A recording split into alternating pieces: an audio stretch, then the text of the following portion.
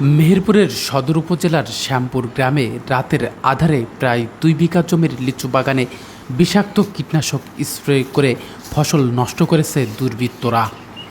এই জায়গায় স্পট করছে, সেই নিচে স্থানে যে ঘাসগুলো ছিল সেগুলো পোড়া অবস্থায় আছে। এখন পর্যন্ত কোনো কিছু আইনি পদক্ষেপ নিইনি।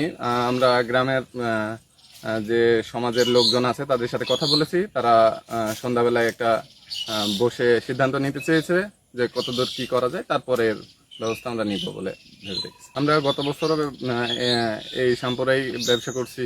আমাদের কারোর সাথে কোনো শত্রুতা নাই, কারোর সাথে কোনো দু কথা কাটাকাটিও কোনো কিছুতে হয় নাই। অর্ধপক্ষ লিচু এভাবে নষ্ট হয়ে যাওয়ায় দিশাহারা হয়ে পড়েছেন বাগান মালিক ও লিজ গ্রহীতা। এ ঘটনায় এলাকায় লিচু চাষিদের মধ্যে চরম আতঙ্ক বিরাজ করছে। ভরা মৌসুমে যখন লিচুর রং লাল হতে শুরু করেছে, ঠিক তখনই মেহেরপুরের শ্যামপুর গ্রামে ঘটল এক নৃশংস ঘটনা।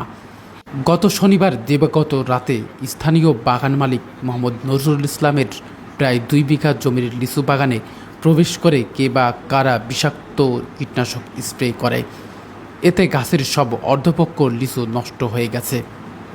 আমি বাগানে 8টা-9টার মধ্যে দিকে আসলাম। কয়েকদিন শনিবার বাড়ি যাবো, লিচু তো পাকেনি। কয়েকদিন বাড়ি গেছি, 12টা দিকে চলে গেছি। কয়েকদিন 12টা দিকে চলে গেছি, কয়েকদিন 1টা দিকেও গেছি। সকালবেলা এসেছি, সকাল 8টা-9টার দিকে এসেছি। বাগানের পাহারাদার রবিউলের দাবি, লিচু এখনও পুরোপুরি না পাকায় তিনি মাঝে মধ্যে চায়ের দোকানে যেতেন। তার অনুপস্থিতির সেই সুযোগটি নিয়েছে দুর্বৃত্তরা।